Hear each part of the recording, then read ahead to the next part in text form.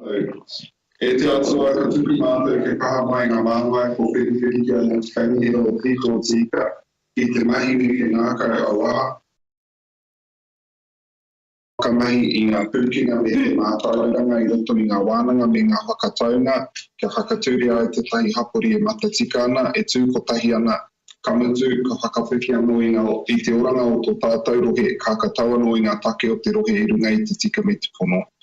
Lord, we ask that through Council's discussions and decisions that the representatives we have elected may govern the Far North District with imagination, skill and wisdom to achieve a fairer and more united community that enhances the well-being of our district and solves the district's problems efficiently.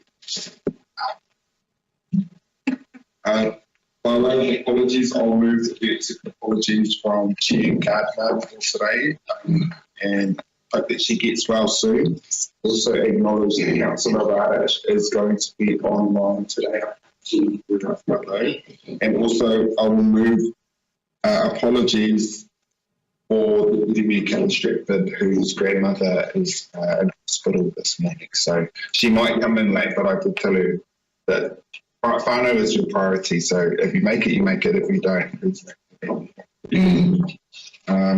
and also Councillor Rusich will have to leave here at 3 o'clock, but I'm pretty sure we're going to get through this by 3 o'clock. So and he has a meeting discussing regional deals with our Prime Minister, so very interesting.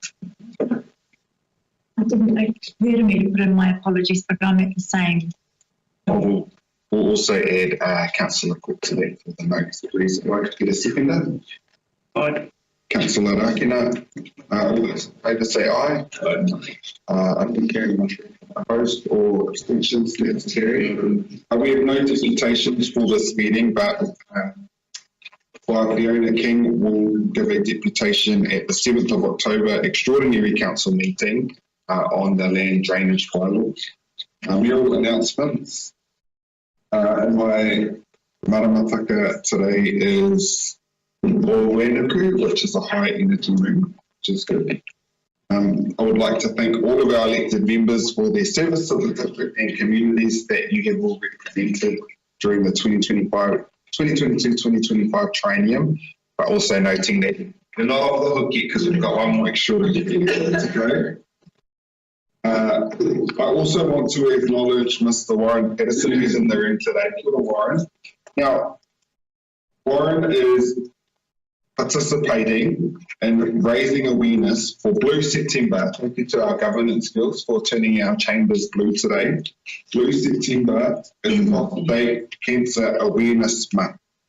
Now, I'm pretty sure all of Kaikoui except for me this morning heard you coming into town on your hot rod that you're using to raise awareness for this. I'm going to ask you if you'd like to, Warren, to say a few words about this kaupapa, and I understand that there is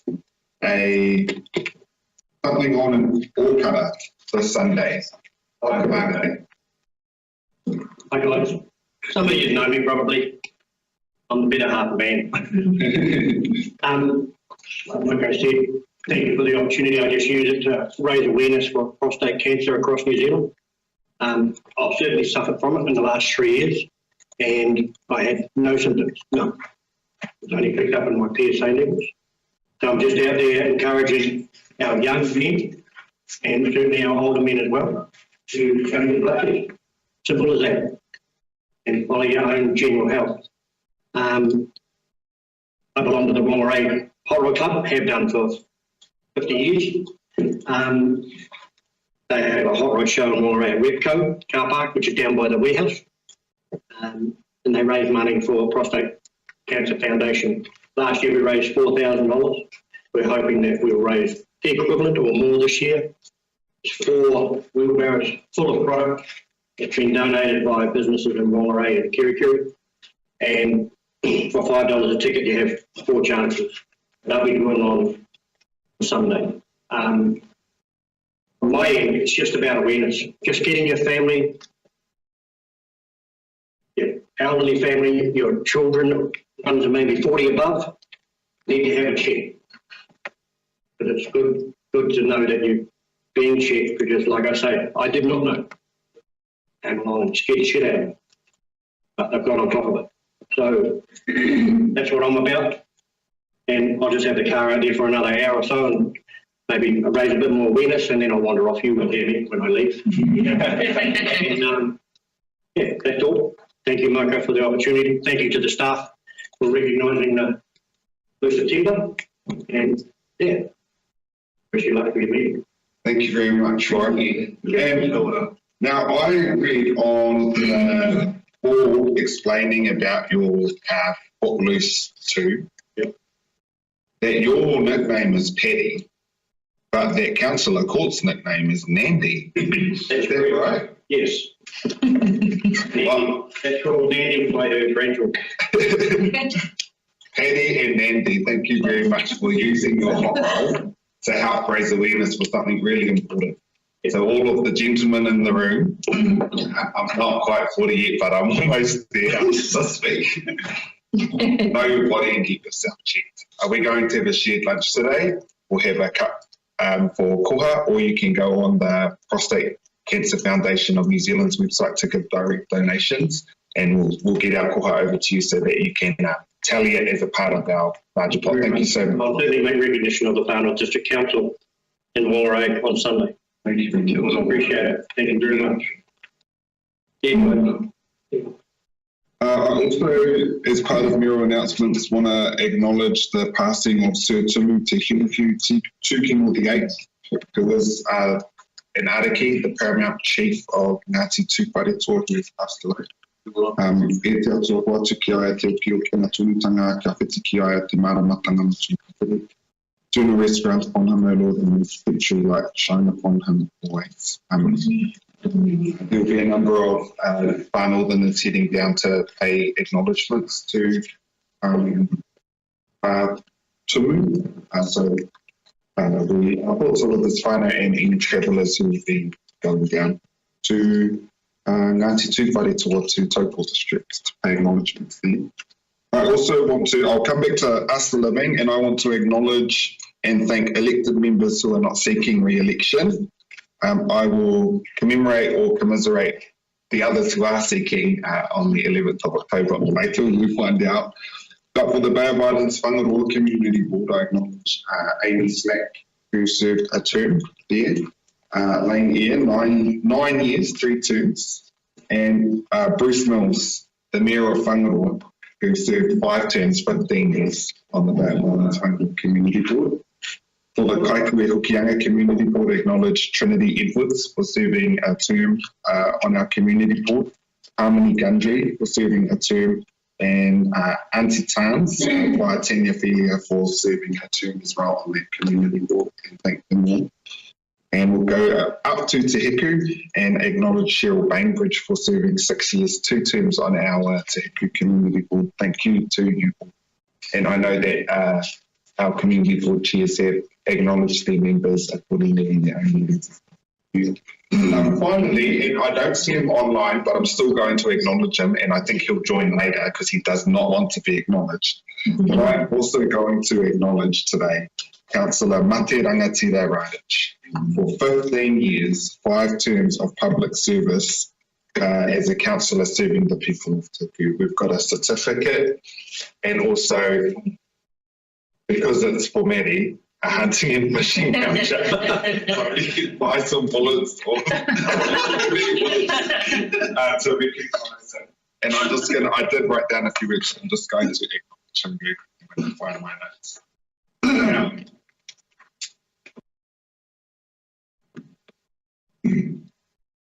Today, Councillor Radich, we honour you in an extended period of council service to the people of the whānau, but also countless decades serving the people of the whānau as an educator across sports and volunteering across countless groups.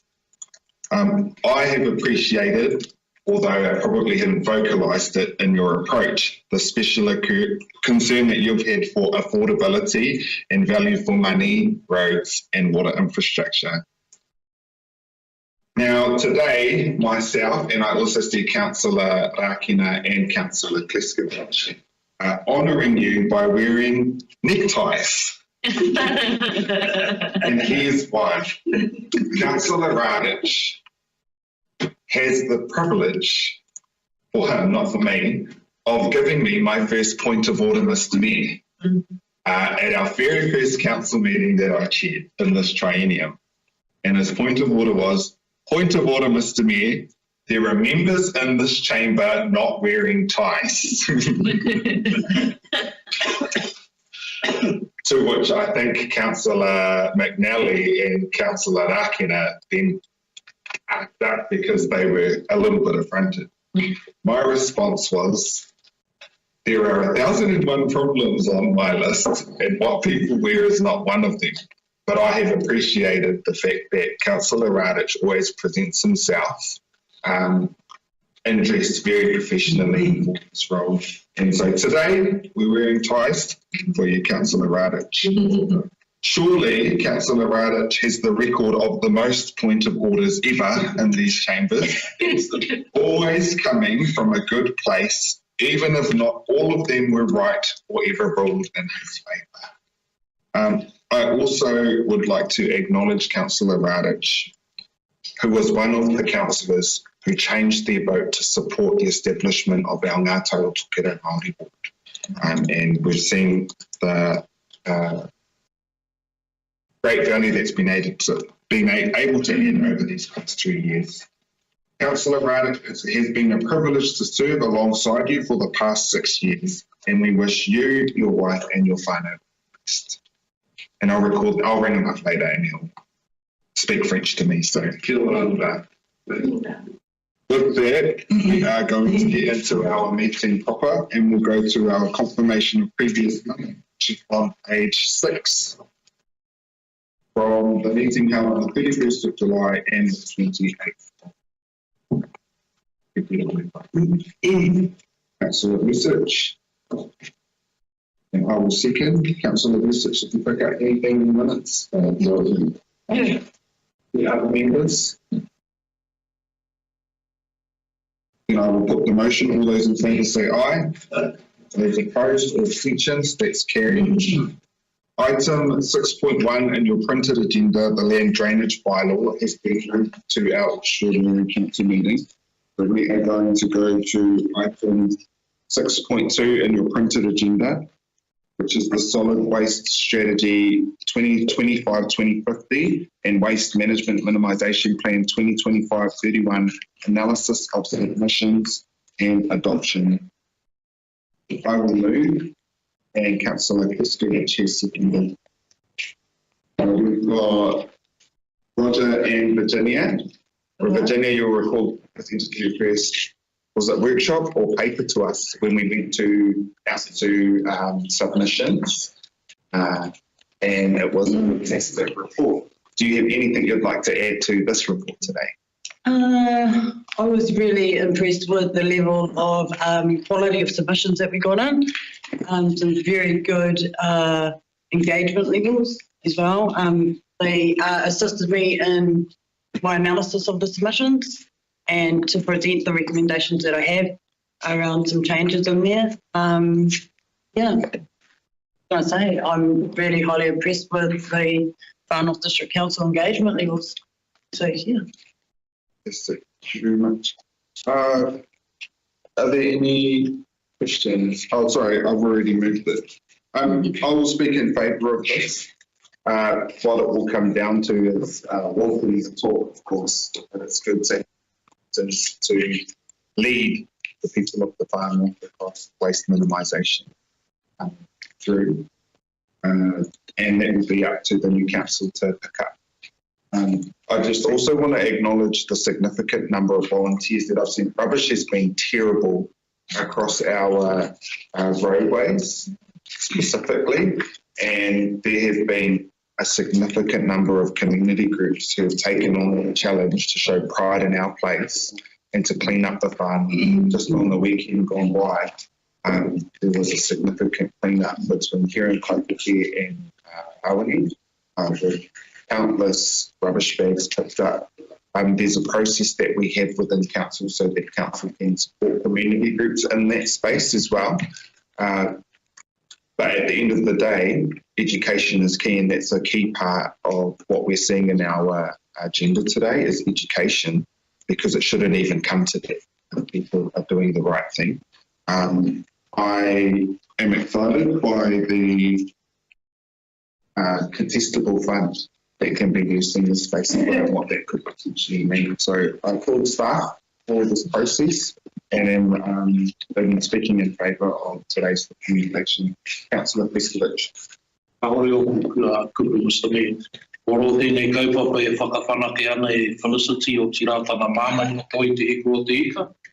Wenei pepa e mea noho were mo te hiaroa.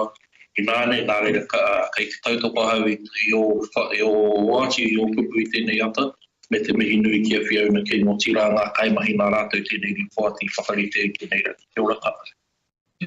Any other members? I'll put the motion. All those in favour say aye. Those opposed or abstentions? That's carried. Thank you very much. Kia ora. We're now going to go to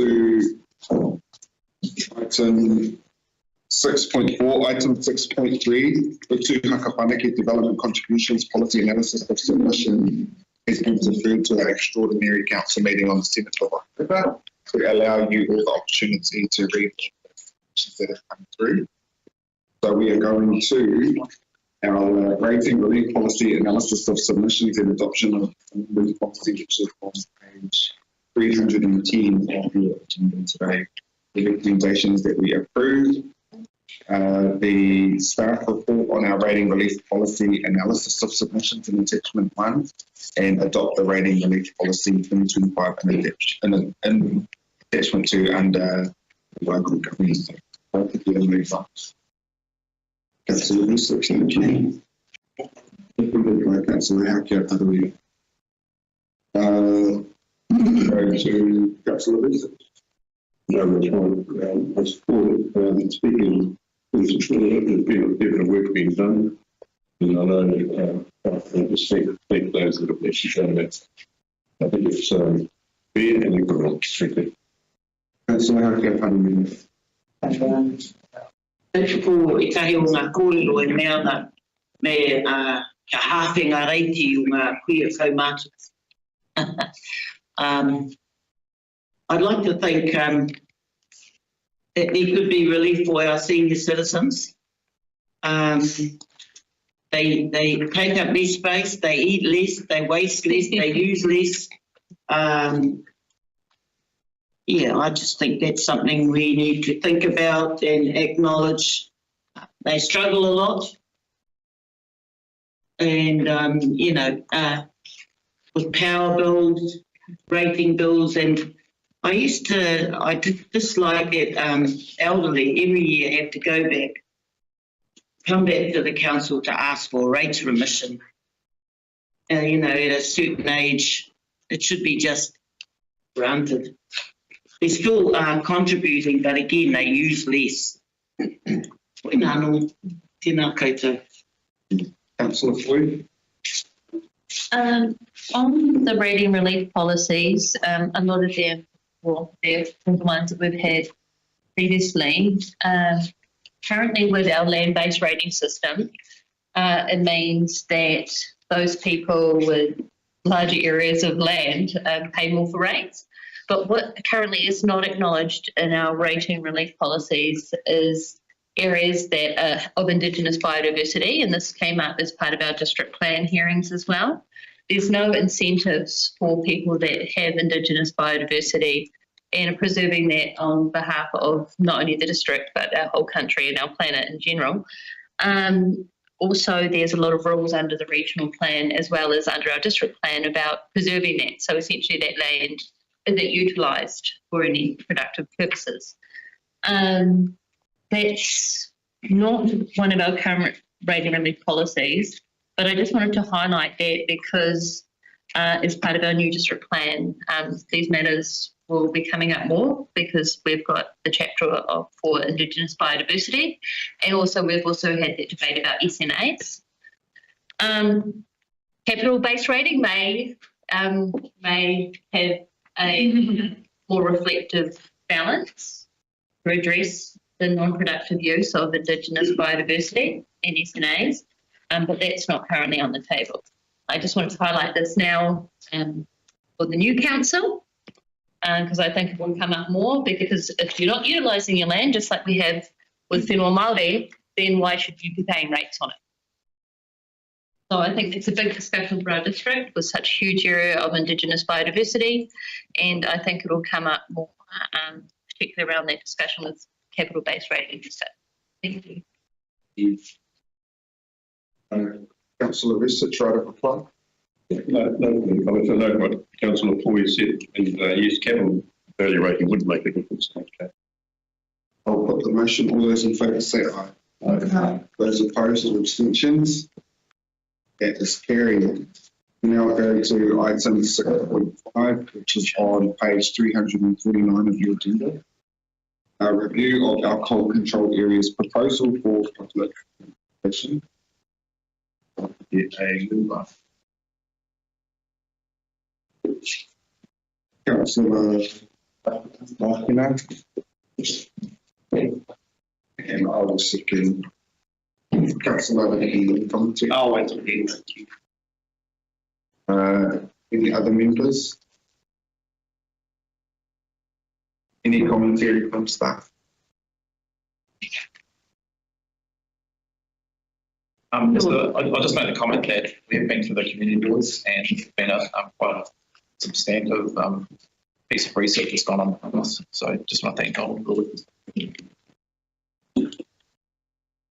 I rungo i ngā kōrero aroha nui Alan, i kahi o ngā hui, e ne pānui ani ngā kōrero ngā tamariki o Northern College. And I was very impressed with that because what the students were saying from Northern College is what they said about 10 years ago.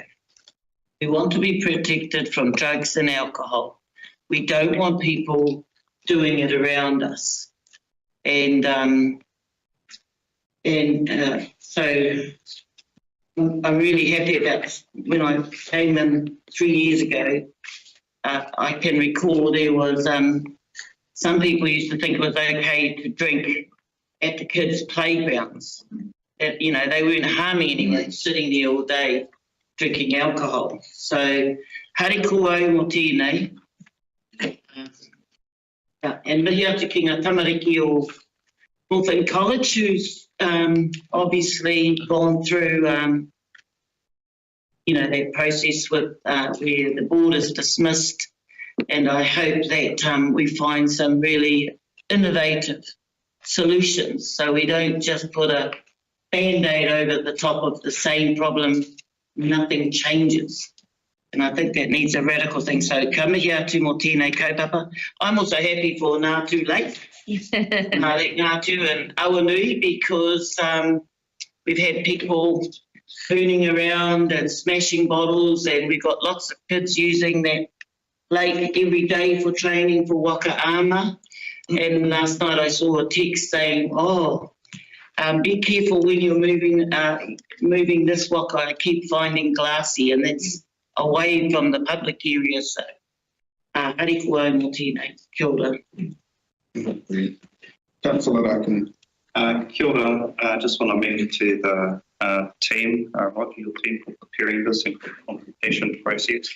My only concerns, I don't know whether I can ask a question, but the main concerns that I see, besides the drinking in public and the harm that it can cause to a lot of our residents who are not drinking at the same time. During the daytime, I'll give an example, at our Kaipwe library, I have been in that library at times when there has been a full-on fight outside because people outside being disruptive, and we've had to lock the doors. The librarians are, they're frightened. There's kids inside the library. And so moving forward and to give feathers to the manu, say, how are we working within council to ensure that we are working as one with our community leaders? For here in Kaipwe, it might be KBA, Kaipwe Business Association, Kiri Kiri, and Kai Tai, our main townships within the Whanau district, with the New Zealand Police, with NGOs such as Te Runanga or Ngāpuhi Iwi Social Services, and our district facilities team, or our GM Ruben, because another big cause of the congregation of people who are drinking either at night or during the day is that they leave all their rubbish there. So how do we work as one to make sure that it's a smooth process to clean up the mess and to ensure that it doesn't happen on a daily? If there was a question on that, you can answer it. If not, then those are my concerns.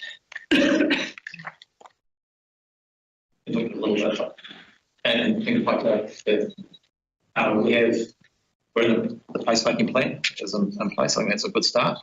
I think the library's going to bring to the town will be a good start. And I think that area up there in Merino Place as well. What happens with that going forward? I know we're investigating what the possibilities are as well around that area, but in particular. But I think community board, ABA, we're forming closer relationships with them through the placemaking work. I think that sort of stuff, and then supported by bylaws along later on to give effect for council kind of force. Is there an opportunity? I'm not sure how we internally have our processes when we go out for consultation, but can we ensure that for this consultation, which is what I would expect would happen, that we, rather than just waiting, put it out there, whoever wants to have their say, that we're proactively for these areas, reaching out to business associations, schools in the areas, like key users of certain areas like Lake Ngātu, for example. I'd expect that we reach out to those who do wakaama there. I remember when we did that Easter trading one, we ended up extending it further to make sure that we captured all the churches as one that comes to mind that, for this one as well, I'd expect that we're reaching out to those. So I'll talk a little bit to it, but Donald might add to it. We do, as part of all of our bylaws that we do, put an comms engagement plan together. So that's a deliberate approach we take, and every single one is looked at and investigated based on the different stakeholder groups that we engage with externally, and then work through how we're going to reach out to them. Sometimes it's email, sometimes it's events we go to. They're all different. But I don't know if you want to be specific on that. I guess the short answer is we are endeavouring to target interested groups. The corollary to that is everyone's interested in this. It affects every member of the community.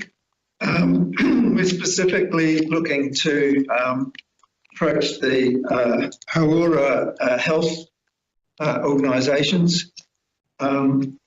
On the other side of the coin, there are business owners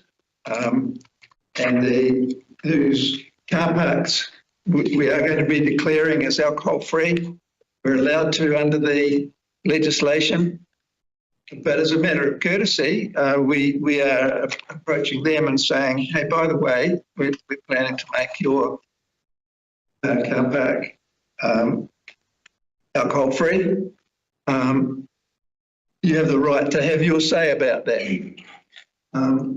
Also specifically looking to reach out to iwi and hapu groups from the list that we have. And then beyond that, I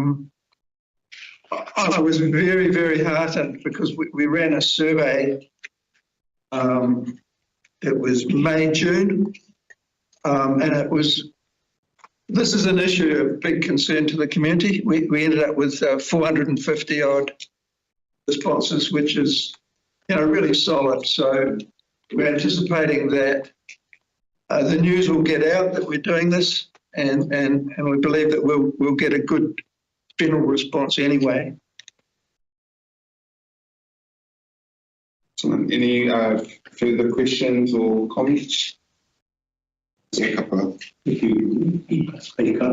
I'm pleased that you mentioned iwi, in particular in light that the council has relationships with iwi now.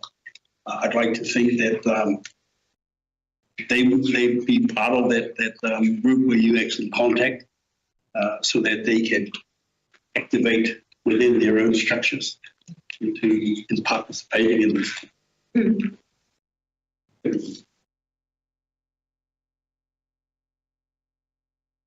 Motion, all those in favour say aye. Opposed or abstentions? That is carried. Thank you. We'll go to page 427 now, item to the point 6, Simpson Park Domain Public Consultation on Commission of the Delegation. The recommendation is that we approve initiation of public consultation and also endorse the Bay of Islands decision to initiate a public consultation process under the Reserves Act on the draft Reserve Management Plan for Simpson Park Domain, which you will have a printed copy of to see here, and appoint the community board to hearing submission. I'm happy to move, if I could get a second. That's a report. I might pass it over to Chair Ward to see if she has any opening. Thank you, Member, and acknowledgement to the local community board member, Maureen Pihima, who has worked really diligently within his community, in particular the youth, to get a voice from the young ones, the future generations that will be utilising the facilities. We know how long it takes to implement things through council, and there'll probably be another generation before we actually add to the facility. Also to acknowledge Robin Lawson and the work that she has done working with Roddy within the community. It's been quite a collaborative, slow journey, and there is disagreements within the community. Hence the outcome of the consultation process, which I expect to hopefully within the new board we can use our private place funding and get some momentum going in that community so that we're doing and not just hooey. So yeah, look forward to the consultation process. Thank you. Councillor Paul. No comments, thank you. Any other members? I'll put the motion. All those in favour say aye. Those opposed or abstentions? That's carried. We'll go to item 6.7 now, which is on page 434. Ground lease to Korukuru Gold traded over 22 Beach Road, Korukuru. Moved by Councillor Vusic, Waikato Siki. Councillor Haukiat Harawira. Councillor Vusic. No real comment. You'll see it's been leases have been granted similarly in the past since 1958. Good for the community. A bit of exercise. I support it. Councillor Haukiat Harawira. Oh, I went to a 70th birthday there for Liz Marston. Thank you. I just will acknowledge that we have a significant number of reserves that don't have leases for them. Bowling clubs, from our counties and our borough days, the use is not going to change. The community groups that run these put a significant amount of time, energy and money in a voluntary capacity to provide these community facilities. So at times it is appropriate, as our Kaikoura Community Board has resolved to, that no public consultation be initiated in the delegations that we have grant leases. So I think this is one of those occasions where it is appropriate. So with that, we'll go to Councillor Vusic. In voting, I agree with my builder. The buildings are used for other purposes, as with Kaikai. 100 years old this year. So they get multiple use. Thank you. I'll put the motion. All those in favour say aye. Aye.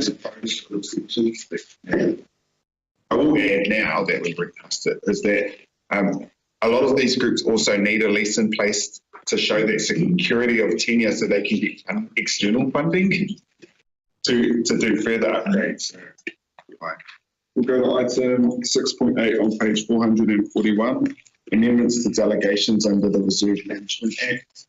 That council approve the delegations of power to specified staff under the new emergency plans of the Renee's outstanding months. Then approve the amendment of council's delegations register to include the delegations outlined in attachment 1 to take effect from the 20th of October 25, being the day on which they needed. I will move if I could get a seconder. Councillor Research. Councillor Research in the commentary. So this is a thing this time of year, so no. Don't know if anyone else has printed copy had a Yes. This is to me it was just one of those dotting your I's, crossing your T's type of thing. So it's another one that is. Any other members with commentary? Councillor Foy. A question about the delegations relating to roading. Is that still in place with an internal staff member, or is that going to change as a result of the paper we have later in the meeting? I just note that I'm not sure how that delegation is working or not. If any comment relating to the delegations for roading, relating to consenting? Mr. Chair, all the relevant delegations are retained internally by staff. So there's no need to change that as a result of the model?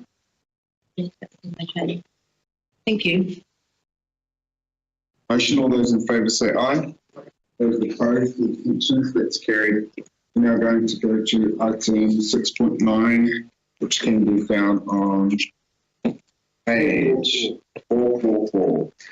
Proposed district plan hearing panel, elected members make up for October 25 elections. The recommendation is that council approves the following current elected members to be reappointed for the proposed district plan hearings panel as independent commissioners if they are not re-elected. That being Councillor Foy, Deputy Mayor Shepherd, Councillor McNally, and Councillor Halkett.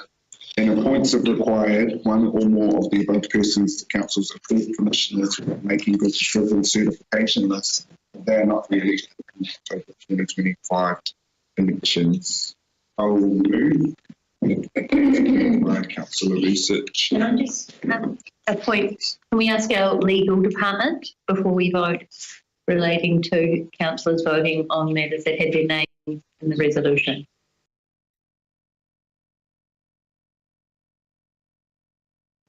Someone with a law degree like to respond to that one? Yeah, I was going to abstain. It's Kelly. I would say that because there is a pecuniary interest, I'm trying to speak flash, because you get an hourly rate for this role, that you should abstain. Even though it's hypothetical consideration you already wanted. I think that would be safer. Yeah, I've got the nod from legal, so you could all abstain if you made some comments. When we started at this training and we had our names in these pieces of papers electing ourselves to certain boards and positions and folios, I don't see how it's any different electing ourselves then or appointing ourselves and voting on their very election to now. I think that where there is additional remuneration concern, the local government act specifically states that, the Office of the Auditor General, they come and give you your, I think it's the members' interest in something act, that if there is a pecuniary interest involved, then you are implicated and We abstained last time as well at the beginning of the term. The chair is the local members, local authority members' interest act, and it requires this, as you say, a pecuniary element to a decision that you should consider standing down or at least seeking chief on the to take up in that decision. I think these, to be fair to sort of test whether these decisions are difficult because, the appointments processes do need to be gone through, and who else is going to do the vote? yeah. But, in the interest of... This is another dotting your I's, crossing your T's when a district plan process is underway and it will go through an election period. So it's up to you individually, as with everything. You have to be pre-qualified by completing that course anyway. So whether we're re-elected or not, I think it becomes irrelevant. You're still a commissioner. I will put the motion. All those in favour say aye. Aye. Those opposed? Opposed, Councillor Ford. Abstain. Councillor Boyd, Councillor McNally and Deputy Minister and Councillor Hucker. That is us. We'll now go to item 6.10,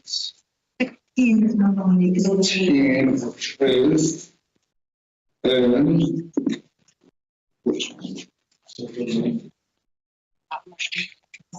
it's Mr. Lynch. Page 49. 449 is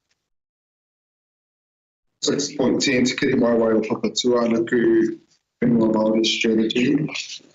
The resolution is there. I wonder if my sister's reading me because she's watching the live stream and wants to see that. I'll ring you later. Okay. Council approves Te Kiri Maiwai o Papatuanaku Whenua Māori strategy. Delegate authority to the Chief Executive to make minor regulatory corrections, acknowledging that this was endorsed by our committee on Tuesday as well. I'm happy to move to the second. So I have here Arawira. We're flowing through this, so if you'd like to know what I said, you watch back the Te Kuaka meeting last time. Councillor Hauke Arawira. Huge discussion in Te Kuaka and me to the staff who put this all together with all the strategies linking up with each other. Kia ora. Any other members? Motion, all those in favour say aye. Opposed or abstentions? That is carried. I'm now going to go to 6.11, final towns and names. I will ask for a music. Thank you, Makina Sabita. Or second. And the speech to support that committee. Councillors Hakineni committee. Motion. All those in favour say aye. Those opposed to abstentions. That's carried. We are on to item 6.12, temporary road closure reports, page 149 of your agenda. I will move like to the seconder. Councillor Research. Thank you for bringing this to us and for the chase. So that all of these wonderful events and they're organised, that we can take these off their lists and carry on with getting the organisation through. And acknowledging there that we've got a number of Christmas parades that have been planned for this in November. Our Christmas season is moving further and further out. But looking forward to seeing all of these events and all of the economic development and just general positive optimism that they bring to the farm actually happening in the research. You noted me more, and I agree, it's good to do it now, especially the big ones like Waitangi Day, so that do it. We get Missing from there is Kaitaia, but they'll be doing it differently. I think they're going to end up at Kangonge Park doing a sports day for the kids. They'll walking from the town to Kangonge Park. We're also acknowledging that there are likely other events on that are only that highways that won't actually come. The other members, Councillor Rakina. Kia ora, I just want to make a note for the Mangu Treaty commemorations. It seemed as if there was a late notice and request for council and contractors who work alongside the organisers of that event. There was one incident where a council member actually backed into another car. In the 2021 monthly report that I've sent through to staff, that road was actually supposed to be sealed back in 2021. There's actually a whole list that I sent through to Nicole, to Nick, who's now our GM, the list of road seals. All the GMs have it, I've sent it in that chat. So my concern, just a concern, I mightn't be here next time, but can we have a look, and we have stellar projects in the room now, can we have a look at getting that done? There was a whole list of roads that were supposed to be taken care of back on the 2021 sealing list. They haven't been addressed. I brought this up, this problem my second time bringing it up, and any meeting will have had a reply about those roads. Kia ora. And we're still under capital carry forward. Steve said. I will use that opportunity very quickly to do a plug in. The Ministry of Arts, Heritage and Culture have opened their Waitangi Commemorations Fund. I think it closes at the end of October. So we get direct funding through them for Waitangi, of course, but for our other Waitangi commemorations, Manunu Day, our Kaitaia Signing Day, those community groups can apply to ministry additional funding to be able to put moves on. So please share that message far and wide. Arts, Heritage and Culture. I'll go to Chair Ward and then Councillor McNally. Thank you, Mimoko. I just see Kath is online. I just wanted to raise two omissions in here. One, I'm not really sure what's happening around Hepatanga this year, but it is growing. And I'm not sure whether there's been any communication with the marae over whether Te Kariwha or Te Kenara will require some closures during that period. So I just wanted to highlight that because they may not be aware that they require road closure yet. And the other issue I wanted to raise was around the issues we had in Paihia with Waitangi Week last year and the year before around the Davis Crescent area. And I expected to see some partial closures of Davis Crescent in here following the hui that we had after the event and the issues that we had, particularly in relation to the Freedom Camping on the Lucy Elizabeth Williams Reserve on the corner of Davis Crescent and Marsden Road. And that, for those of you that aren't familiar, that area in Davis Crescent, that loop, was used by the buses and was a crucial turning point. They came in to Paihia to the waterfront at the roundabout there at Waitangi, went along Marsden Road, and they looped around Davis Crescent. With the illegal parking around Davis Crescent, it made it impossible for the bus to get around at times. And I did raise it during those discussions, but I see it hasn't surfaced here.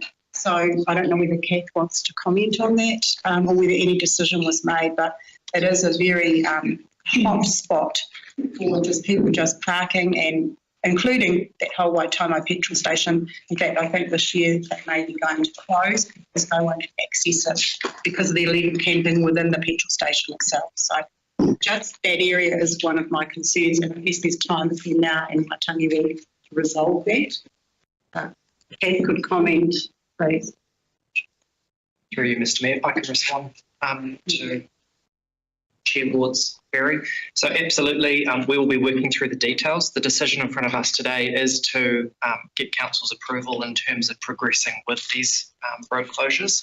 The detailed design of the operational level will be worked through with Ruben and myself and with the Trust, and we'll absolutely bring the Community Board into that to make sure that any of the concerns that you've got to identify are addressed appropriately. But we've got quite a bit of time on this one, but we just wanted to make sure that councillors had the opportunity to approve the road closures in advance, and all of the relevant details will be worked through. So all of the approvals, consultations and the designs bringing into that will be worked through appropriately. We can just make sure that's done before the first council sits in November or December if there are additional closures that need to be added on. I'll go to Councillor McNally and then we'll come back to you, Councillor Halkett. Yeah, I was picking up on the same issue, blocking commercial and private driveways around the Waitangi. They need to look at security guards posted, but probably more importantly, identify car parking options and a shuttle service. I know you've got one out at Aruru, but maybe more like that. Councillor Halkett, how do we do? Kia ora. Well, I roti te hui I te tūrei, I mea mai a Ngāti Kaua me tana rōpū o Waitangi Oromahue, he maumaharatanga mo te whakaputanga te rutikau waru a te rimukaka. So there's a 5 a.m. ceremony at Waitangi. But I did get rung yesterday from tying up to our alcohol-free policy. Someone from Waitangi was asking for 10 donations of 10 drug and alcohol-free signs that they wanted to put up now, and they're part of that alcohol-free zone. But at October the 28th is going to be a national activation day by unions, just so we are aware, and strike day. Yeah. So there could be actions happening in all areas of the country. Bye-bye. Yeah. Any other members? I'll put the motion. All those in favour say aye. Those opposed or abstentions? That's carried. We're going to go to our supplementary agenda for item 6.13 now. Capital carry forwards for capital program in this one here, and that's on page 6 of your supplementary. The recommendation is that council approve the capital budgets identified in the report carry forwards capital program totaling $106,578,407 carry forward to the 25-26 financial year. Moved by Councillor McNally, seconder. Yep. Councillor Busich. Councillor McNally. So you'll recall that I've brought this up a number of occasions over the past 2 years, 10 months, whatever it is, and this is a result of it. The issue I've got, I'm actually going to speak against approving this, because the issue I've got is we have a massive work program for the current year anyway, plus all these carry forwards. The reason I speak against it is we need to go through this line by line and delete all the carry forwards that have been there for longer than, say, 3 years, our current term, and just move them on. I don't care about multi-year programs. It holds up work that we can do. That puts a lot of pressure on our staff. The most important part is an eroding part of it. If we don't deliver, we will lose. We risk losing a significant amount of our bar rate. We might be reduced from quite high rates for emergency works, 71% at the moment. Don't deliver, NPA will go, you can't deliver, we'll take it off you. There's an issue.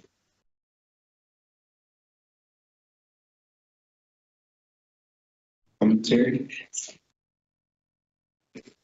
Councillor Busich. I had a question about it. I was going to say Steve McNally was reminding us that this would be happening, but but that's not the key point. The key point is just how many of these projects, it's more than 50% have been pushed out. How many of these are multi-year projects? How many are simply because we just couldn't deliver? Through you, Mayor Mockle. Good question, Councillor Busich and Councillor McNally. We recognise that there's improvements that needs to be made in the capital delivery within FNDC. What I'd like to highlight is that a number of these projects, particularly high value projects, are multi-year. There is an improvement that needs to be made around the timing of budgets going through into the next long-term plan to make sure that the right expenditure is captured in the right period, so it doesn't come through as a carry forward.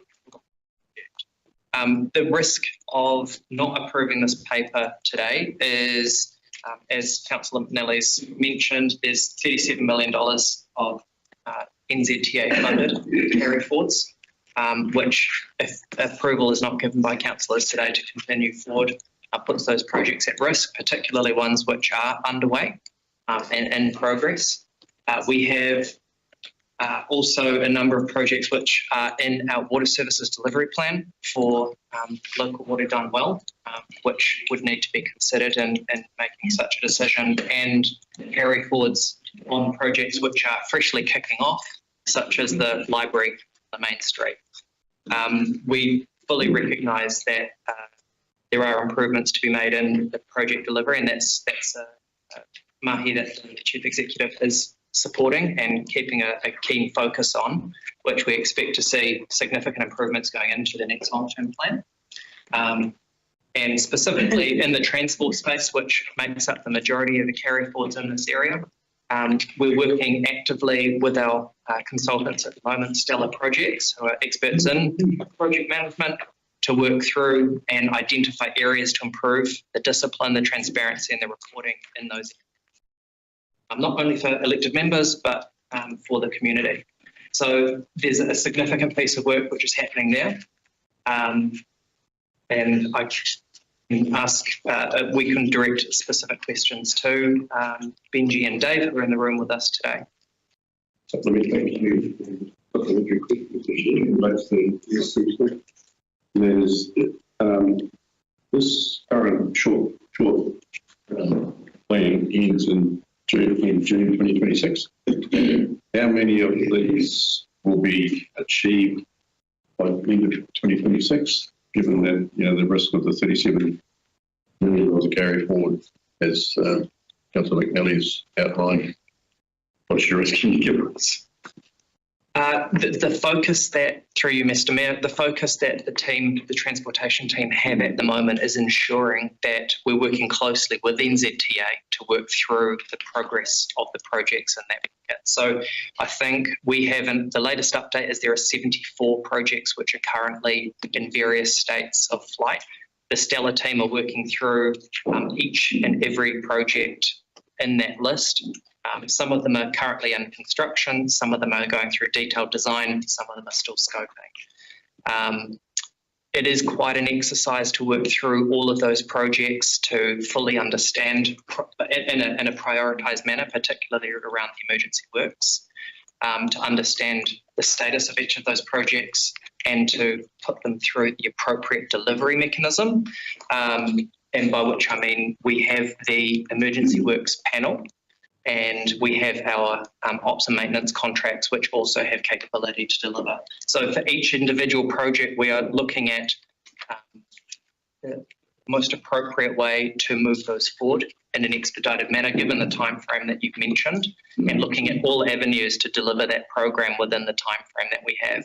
That is crucial to make sure NZTA are confident to continue funding the Forward Works program, as well as we get into the next long-term plan, which is the next key element in that area.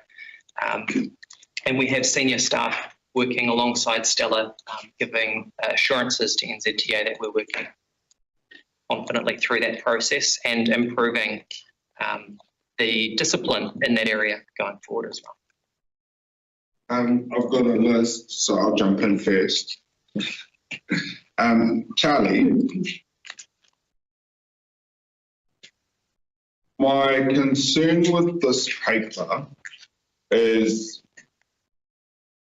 echoing what Councillor Court regularly says in these chambers, the financial implications and the rating impact of the movements aren't broken down. So we are going to be moving, we moved 10.9 million to outer years from the last financial year.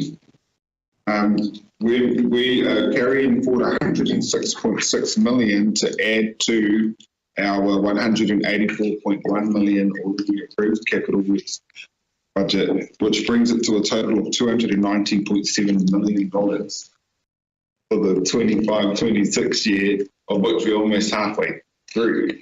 We're already 4 months through. Is that the largest ever capital budget that this council's ever seen, and what hope is there that this will be done? I like the breakdown where we can see across subsidies, reserves, renewals, but also loan funding that's being moved, that's 49 million. That loan funding, when completed, is going to have a rating impact.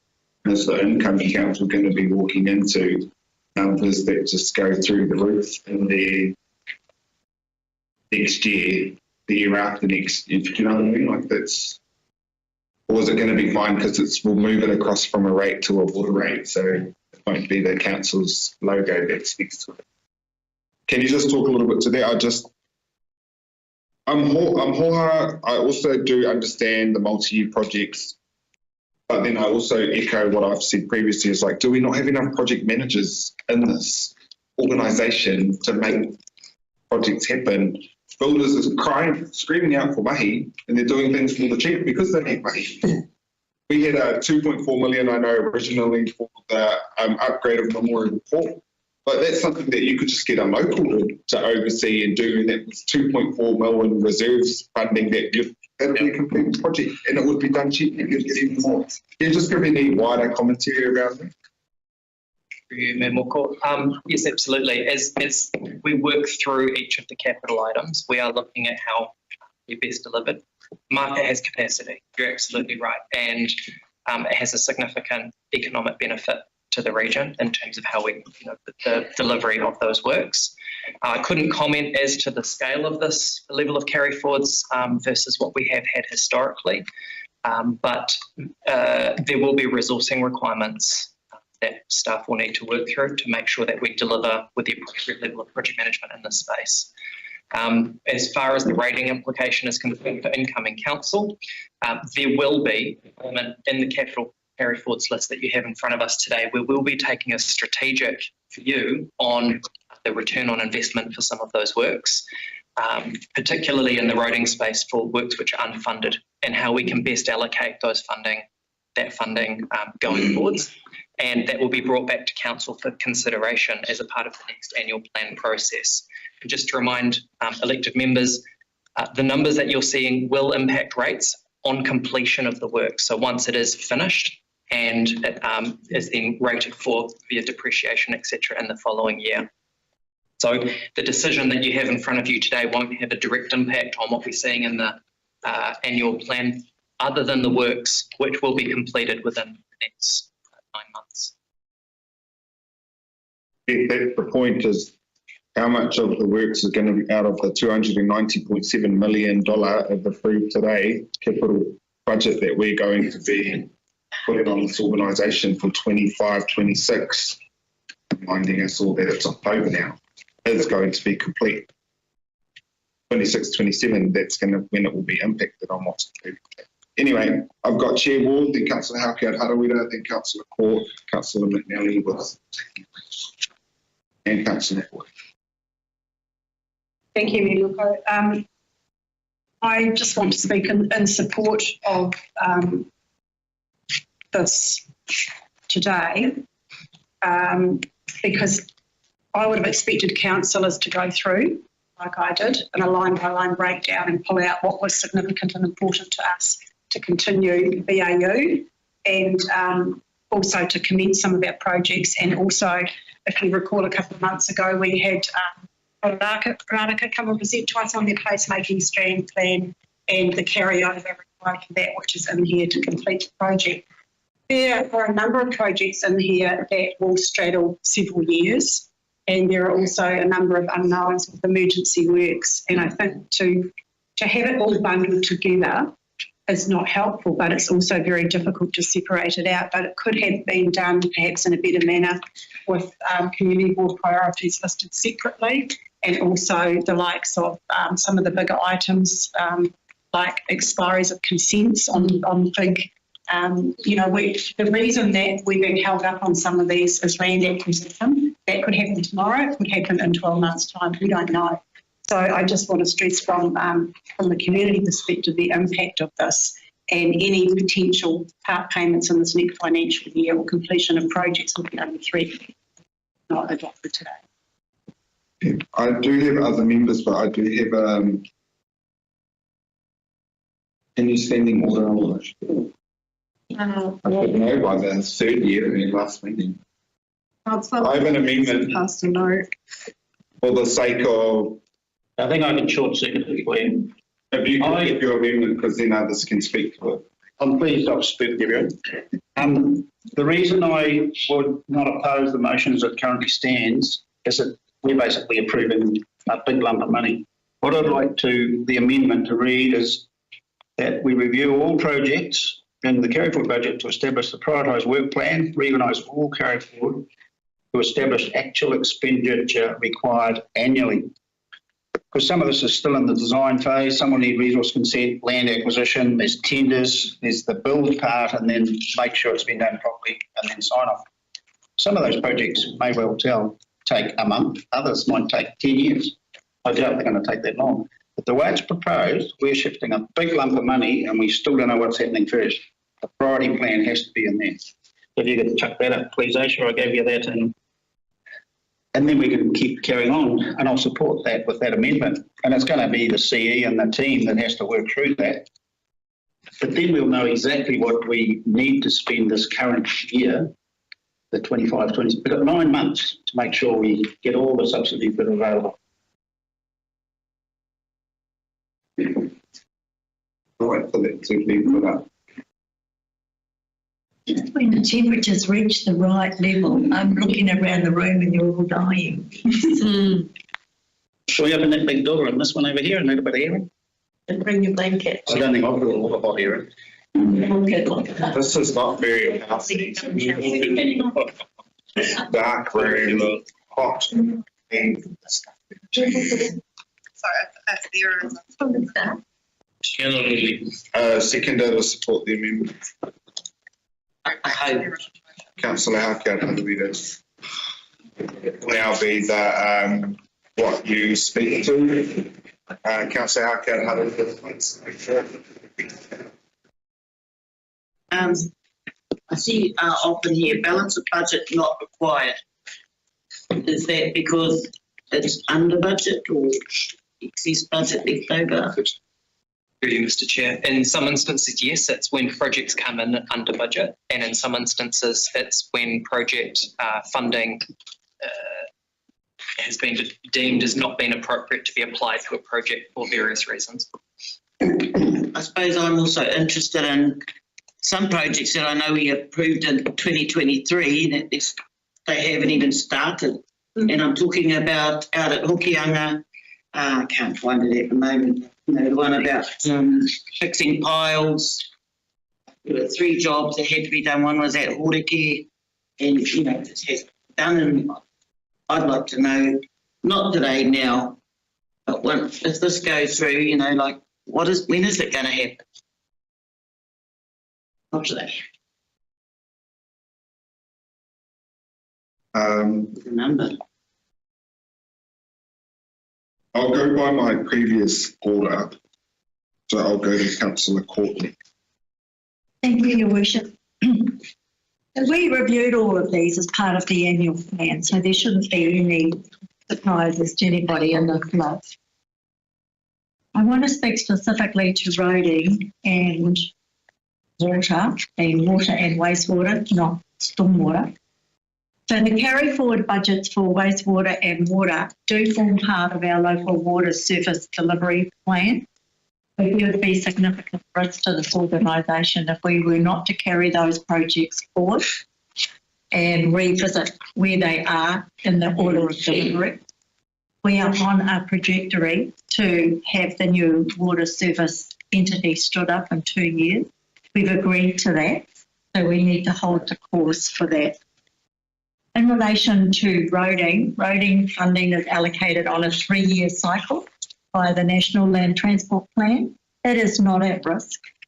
It is often quoted that it is at risk, but often we will find that projects span 3 years because we're not sure whether or not we're going to get the funding. When the funding is approved, it's out of sync with our annual plan. When the funding arrives, we then can commission usually detailed working drawings, go through the resource conversion process, go through the procurement and award. Often these projects span 3 years, and it is standard practice to carry that money forward. You'll see on page 5, page 14, sorry, that there is 29,898,000 here in that emergency works money. 9 million emergency works money. And then if you go into your agenda, you will see pages and pages of roads that are there for emergency works. If we don't carry that budget forward, we will not be able to do the emergency works that all those roads need. They are well reported through the Transport and Infrastructure Committee, and they are well reported through audit and risk. So there should be no surprises here. The 100% Far North District Council local share, which is sitting there at 4,855,000. As I understand, we're still waiting for that report to come back to council to make a decision on how we spend that. And the money that's sitting there for footpaths is still waiting for the community boards to receive the paper to make the decision that they need to do to advance that money. So there are some challenges here in capital delivery, but this money should not be threatened by not supporting the motion that comes before us today. Because then we would need to go out and talk to the community, all those communities that appear on pages 18, 19, 20, 21, and 22, which are all sitting there waiting for emergency repairs. And we also need to remind ourselves that during 2022 and 2023, this region got hammered with unprecedented storm-related weather events, and it takes time. There is simply not the cavalry out there to respond to every single emergency repair within a 1 year time frame that we operate on when we're doing our budgets and our carry forwards. And it will happen again. So I'm not going to support Councillor McNally's amendment because we don't need to sit here and negotiate this list again. We did that. We supported it at the annual plan. These are all routine business as usual carry forwards. Thank you. Councillor Foy. Can we hear from the staff because they've been sitting there? Staff consultants, can we hear from you? Sure, Mr. Mayor.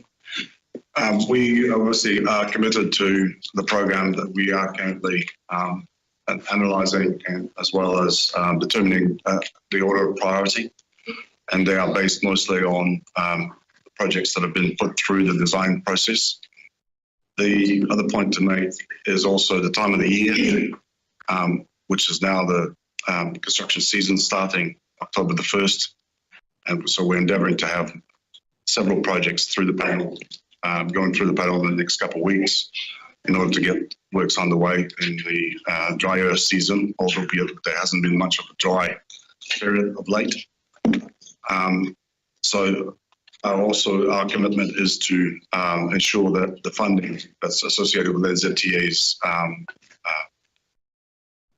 subsidy are also prioritised as the projects that are being carried forward as and expedited as fast as we can through the design process and the delivery process. Bring some support to programs. And Three Waters? Oh, no, Three Waters. Through Mayor Moko, I can speak to Three Waters. So we have been through the exercise of are there any land acquisition issues or resource consents required that will not be processed in time, or the land cannot be acquired this financial year, and we can move those budgets to, so we've skipped a year and put them at the most appropriate place. Our numbers are largely for contracts that have been awarded and are in construction to ensure that we can pay for the commitments that we've already made.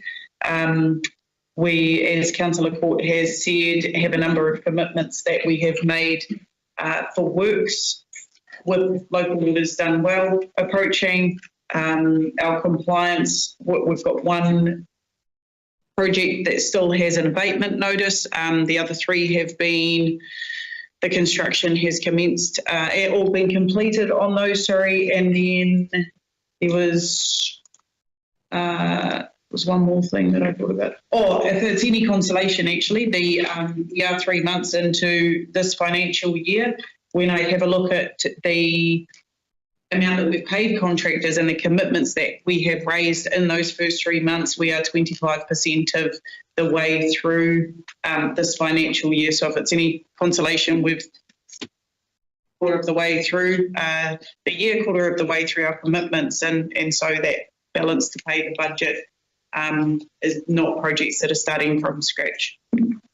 But I think, sorry, if I may add one more thing, through Te Koko has been the request for the Gantt chart use, and I think Transport has been providing that. It's probably more about visibility to elected members at the appropriate committees to demonstrate what exactly is where the cost of that piece of work, to give some further confidence to the deliverability of the programs. We'll go to Guy and then we'll go to Charlie. Okay. Tony was just talking to Three Waters. It's a history thing. Local water's done well now. I just hope we don't have Three Waters again next year at the end of the year. So, just to put things in context, we don't have a great track record of delivering capital projects. From the day I arrived here, we were talking about carry forwards. But this current LTP, we did a serious job of filtering in and reducing or rationalising our project pipeline. Tanya did that work, so we reduced it. That's just one job and one step on the way to getting good at delivering. So for Waters, we have some very big projects happening this year. We're only 3 months into this financial year. We've got 9 months to go. We have IAF Kaikoia that seems to be going well. That's a very big chunk of delivery. So I would hope we have a better picture at this time next year than we have right now. With roading, it's a slightly different story. We're on a journey. Once again, we've had both in Waters and roading, we've had multiple changes to structure, to strategy. We had, in Waters, we repackaged our team, put it into an alliance, then it came back out because Three Waters went away and Local Waters came in. Now we're going to a CCO. I think we've done a great job on setting up that CCO, and I think where we will finalise our game plan and our strategy and get some clarity for Waters is when the CCO is up and running on or operational on the 1st of July 2027, and we'll be preparing for that in our LTP, and that work will be starting next year. So we're going to be getting better and better at planning and delivering capital. With roading, right now we're going through significant pain. We pulled apart the NTA just over a year ago, and then we took the decision to restructure the team and go with this hybrid model, and we're in procurement for that right now. We had an unexpected change in our professional advisors. We now have Stella sitting in the room. What we've uncovered since establishing the team is an awful lot of information, including a $58 million item of carry forwards that were not really on the horizon. So right now, we're essentially trying to build a jigsaw puzzle and put everything into place and get all of that. So a lot of that $58 million is emergency works. We have the panel set up for that. I think we need to expand and extend that panel to accelerate things. But right now, we are just trying to make sense of that list of carry forwards, assigning capital amounts to specific projects, and then get them in the pipeline. So get them out to that panel, get them to contractors, and get it underway. So we are planning on having a very significant season this year. We made a lot of progress on the network last year, and everyone's noticed that and commented on. This year we will continue, and through the new year into next year we will finalise our hybrid model and get some stability in our roading program. So, we've faced a lot of headwinds right across our capital delivery landscape, but we are sorting it out. With the roading, it's just the necessary pain of going through this restructure. It was vindicated by what we're uncovering that was not being dealt with by the team that was in situ up until recently. Hope that helps. Councillor Ford. Was Are they going to? Charlie, sorry, Charles. Just going to taitoko the comment on improving transparency and the delivery of information to give confidence to elected members in terms of the delivery of the capital program. And that's something that we've already tasked Stella to start working towards in terms of the project management system that they're using and the reporting that will come through to the next Te Koko meeting, if that's of any consolation to councillors and Councillor McNally. I have a number of questions, not about this list, but about the timeframes in which this list will be delivered, because I hear what staff are saying about the construction season, that's factual. But what would concern me is if of this list, by April, June next year, most of this list is not completed. And what concerns me about that is our current panel that has been set up for roading. How many of these projects will come to that panel? What is the expedience of those projects going out to the market so the market's even aware that they're going to be delivered this season? That information I haven't been provided, and the question is, will that be provided to us in terms of milestones, the number of projects, actually the dates that it will get to the panel, or which projects actually go out and need to go out for public procurement, and how long will that procurement take? Will it take all of the construction season? So it'll be winter time before the market's even there to meet it. That's an issue for me because I haven't seen any bundling of projects like we've seen with the roading that came to us for road closures. They bundled those all together for the next coming season. Where's the list of that for our Three Waters or for our roading? The market can't deliver something if they don't know what it is. Can you comment on that and getting a report that will meet those concerns? Because on Friday we got a Who pager in the Friday notices that talked about here's all these things that'll be done this construction season, but how, who, what? There's no milestones, there's no measurement of how that will be delivered.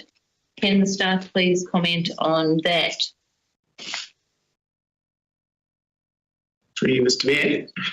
The primary vehicle for delivering these projects will definitely be panel, and we will be doing a communication with them. A reporting system will be giving much better clarity around those milestones and deliverables as well. But we will be monitoring the panel closely as well if the capacity of the panel gets reached, because there will be a lot of work going through them. We will be going out to public tender as well. But first stop is the panel and also the maintenance contract. So that will provide a bit of rapidity for that sort of procurement. And we are dealing with a three-year project, like Councillor Court did talk about. So we've got 5 projects only that are at threat, and this is at the end of this financial year. It's worth about $1 million each, so that's the resilience fund. The rest of it, we need to show NZTA that we're making progress in this, but we do have 3 years to catch up. But our goal is to get as much of this done as we can this year and have very little left over for next year. It's a big ask, but we are going to absolutely do our best. Well, to speak to the amendment, that says review all projects, can we have a paper from staff about which of these projects and the dollar value, because we're just given like a $9 million, when that will come to the panel? Give me a date. Give us a date. But that's the most important when it comes to roading in this construction season. And also the list of ones that will go up for procurement and the dates that those will align, so that we can know what is likely to be delivered this construction season and what things aren't. I think in terms of roading, I mean, that's the key thing that we need to sort in order to get things delivered. My questions would be, how often is this panel meeting? Is it 4 days a week? Is it 1 day a month? Is it in order to get the scope about how many projects can actually come to the panel? And is our procurement processes internally, is that obstructive? That's a question for our CEO. Do we need to sort out any of the other procurement processes so that there's expedient so we can get things delivered. Through you, Kaika. I'm happy that there's significant pressure on the team to deliver and clarify delivery of these projects, the emergency works. We have the panel set up. We can extend and expand that panel for actually the scope of the stuff that can be done through that and the list of projects. Are you asking, you want to see the operational detail of what we're doing? On a daily, weekly basis. We can provide some reporting, I guess, but I'm confident we're going to accelerate the delivery of capital works this coming season. I mean, I'll continue asking these questions depending on the outcome in October. But the same questions I would have for corporate services and community services. Do we have a panel now that we can go to do direct award for these smaller projects? Or is it taking so long because of the way that we do procurement or that we don't fund our work program for community services and corporate? Do we have a panel? Through you. Other than Rodan? Through you, Mr. Mayor. No, we don't have a panel. And I will speak to the corporate services space. We don't have a panel for corporate services because of the relatively low value and volume comparatively. The purpose of the panel is to effectively have a number of suppliers who are pre-qualified at the level of scale and complexity that's required for the type of work that will be put through that level. So that reduces the friction and the administrative steps that are required to go through. It's kind of done initially. To the guy's point earlier, we are working through the process of the jigsaw puzzle of all of the individual projects in terms of a prioritised basis to make sure all of the adequate design, etc., is being done to then put it through to the panel. My understanding from Stella is we've got approximately 5 meaningful sized projects which are ready to go to market, go to the panel imminently in the next couple of weeks. And we have significant pressure on the team to work through the detailed design of everything in a prioritised manner. Some of them will take longer. Footpaths, for example, we will be working through the process of coming together with a proposal, which will be run by the community boards and is expected to be delivered in the tail end of the construction season. And so we're just working through that in a prioritised, systematic manner to make sure that we're looking at all available options to deliver the program that's in place and have that reporting through to elected members with milestones, delivery, etc., coming through to TCOCO and whatever other format councillors are requiring to get confidence that the program is underway. In the last department, same question to 3 waters. About the bundling and procurement. No issue with procurement, no issue with the limited delegated financial authority in the organisation from my point of view, and when the project manager puts their schedule together based on the approvals that they need, whether that is Te Koukou and or council, no, for them that's just a matter of scheduling that into their program and ensuring that they meet the date and get their reports in on time. If they don't, there is a 4-week delay, but when those meeting dates are available, it's something that we base our approvals on to ensure that our projects are on track, but certainly no issue with procurement or delays from that end. I've got a list of members that I'll go through, but just very quickly. What are the investments?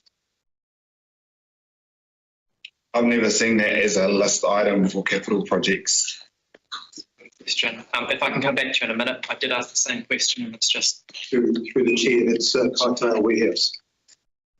Warehouse in Kaitaia. Oh, thank you. Sorry, what was that? The Kaitaia Warehouse in 11 Matthews Ave. All right, Deputy Inspector. Deputy Inspector, then Councillor Lucic, then Councillor Kliskovic.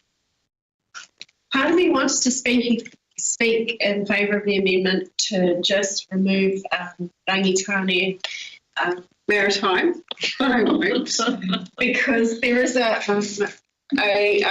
resolution that, subject, so should that consent be approved, it would come back to this table anyway. So I am going to speak against the amendment, and I just want to total for what Member Ward said. I've been through this list, been through it a number of times, not just on this agenda. We had another version of it, I don't know if it was at Coco or something else. And total what Councillor Court said, annual plan was the time to rip stuff out. We've made commitments to our communities on these projects. Many of them are already in procurement phases. So we would be doing a disservice and costing ratepayers more money if we go against parent boards. It is something that will be impacting ratepayers later, and we need to, the new council needs to have those tough conversations with the ratepayers and residents of this district. What can we reduce going forward in the next long-term plan? But now's not the time to be cutting these commitments. Kia ora. Okay, Councillor Research. Yeah, thank you, Mr Mayor. I'm going to call for order on you trying to run the morning over Simpson Park till we get back to the amendment. And I want to speak on, but I didn't want the honour of being the last one, of course. Just on the amendment, Mr Chair, I actually support it. The reason I support it is actually not cutting the projects. It's simply asking that we look at the actual expenditure required annually. And I would have thought, when listening to the comments being made, that that's something we're all asking for in one form or another. And I'm thinking, well, how can you not expect that to happen? How can you manage your annual work plan unless you've actually got that in place? And that's what's been asked several years now. How can you manage your cash flow? And how can you actually establish whether it's realistic workload annually unless you've got that detail? And also, how can you actually understand the rates impact as well? Because that's going to follow the following year. Although when you start spending it, you've got interest rates. So I support the amendment. I think it's sensible. It's not going to stop the plan going ahead. It's just saying let's be more accurate, and it's be a good reflection going into the next council that we don't lose what we should be doing. Thank you, Councillor Research. I don't interpret the amendment as being A plus B. So I'll go to Councillor Harawira, then Councillor Pliskovic. I do see it as complementary to A. I do see it as complementary to A. Now, we've been on a campaign trail, and it was kind of made comments out there that we blew the budget, that we're irresponsible. So, yeah, I do want to be a bit more responsible, but what I'm also keen on is delivery. The Hokianga kaupapa, that one about the wolf, came up in Emma Davis's time. So that's been sitting there for 3 years. The Kororareka Cemetery, we're dealing with people who, put their loved ones in a vase sitting there because God knows what. And we don't want to use local, contractors who would have probably done it in week 1. So I just I don't see it as, I see them both as being complementary to the other. And so I do take seriously that, this council was said to have misspent or not taken care of all of the pūtea. So, yeah, I'd like to see where the money's going, and if it can be done cheaper, ka pai. Councillor Pliskovic. Unlike unusually, usually I don't write notes, but I did write some. And 106 million was the Mayor accumulated over many years, and now we're out of step with the delivery capacity and at risk of significant cost escalation and misaligned delivery.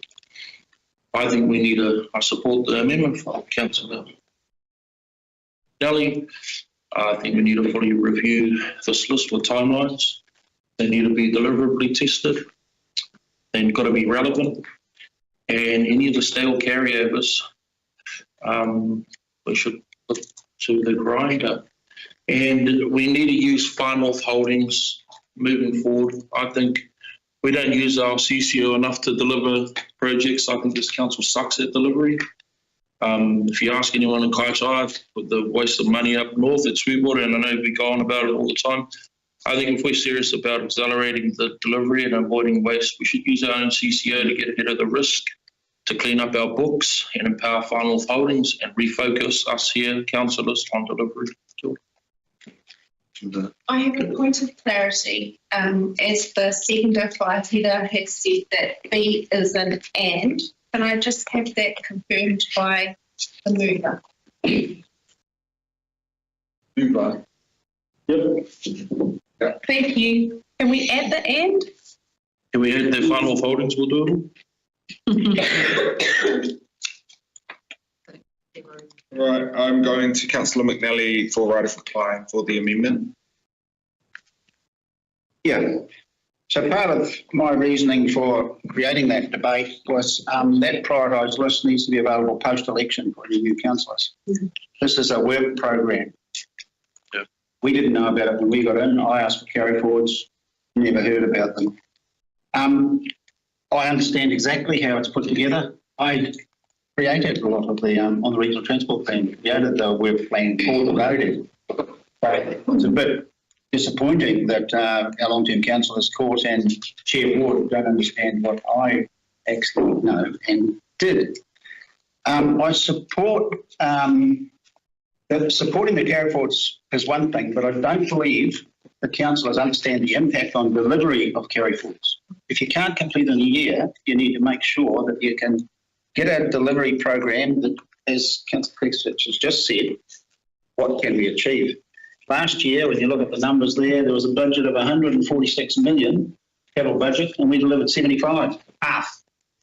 So if you think of the impact, and then we've added 45. I understand all the bits around the numbers. Part of it's emergency works, etc. It's a 24 to 27 plan. It doesn't matter. None of that matters unless you have a priorities plan, understand exactly what can deliver each year, and adjust your budgets accordingly, and make sure. The other thing is delivery. Works award for our works program should be out to contractors already before the construction season on 1st of October. It happened last year.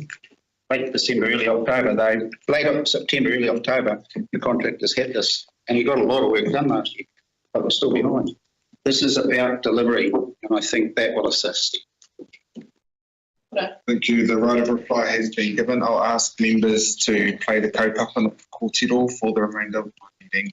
I'll put the amendment. All those in favour say aye. Aye. Those opposed or abstentions.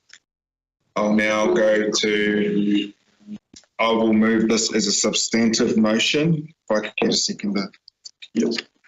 Seconded by Councillor Vucic. Any commentary now to the substantive motion on the table? Yeah, Councillor Foy. When will the review be done? This week. Charlie smiles, says otherwise. Charlie? The work's underway in terms of working through all of these items and then prioritise this. So as we will provide updates as we work through it. So I would prefer to not commit to a date and having a final report, but we will provide updates through to you. Can you commit to a date to have that done before the first council meeting of the new training? We will absolutely deliver what we get through, and we can make it a standing item for Tikoko. Substantive. All right, I'm going to put the substantive motion now. All those in favour say aye. Aye. Opposed or abstentions? That is carried. We're going to do the next supplementary, and then we're going to have a break so you can get a cup of tea. Can I declare an interest in the next one and step size? And that is on page, let me find it. It's 6.14, page 29 in the same SAPI. And the recommendation is that Council appoints Mary Clearwater as Commissioner Chair of the District Licensing Committee and appoint John Thorne as Commissioner of the District Licensing Committee. The committee members that become the pool from which the Chairperson Commissioner allocates 2 members to attend District Licensing Committee hearings as required. Graham Wright, Phyllis McNabb, and Suakanarani at file. And agree that the term of appointment of members of the DLC is a period of 5 years and note the resignations from Martin McPherson and Anne Corr. And I'll put a note there that we also acknowledge their service as well. Moved by Deputy Minister Stratford. If I can get a second, Council. Deputy Minister Stratford. Just speak to this, I think the report speaks for itself. Thank you. So Councillor Boyd. Just a question for this one. Given there's going to be a new council imminently, with the new council, will this be locked in so that, let's just say, some members of the new council or a member of the new council want to become part of DRC? Would they be added by the new council, or is this locked in only to these people? Through the chair, we're asking that the report gets confirmation that we're going to continue with that hybrid working arrangement. So there will be a report put to the incoming council to ask them whether or not there's any members that wish to be appointed, and they would just. But they couldn't be the commissioner or chair or commissioner or deputy chair. Is that always done by an independent? No, it's not always done by an independent, but you do need to have some. We need one before we put someone else on. You need to have the good decision making, but we can reassess that if the prerequisite and interest is there when we consider it. That was my only question. Thank you. I'll put the motion. All those in favour say aye. Those opposed or abstentions? That's carried. Now we are going to go to a break. When we come back from the break, we have got 5 information reports before we go into PX. So our break is going to be 15 minutes, please. 15, 16, 18 minutes, and you could be back at 12 o'clock. Thank you.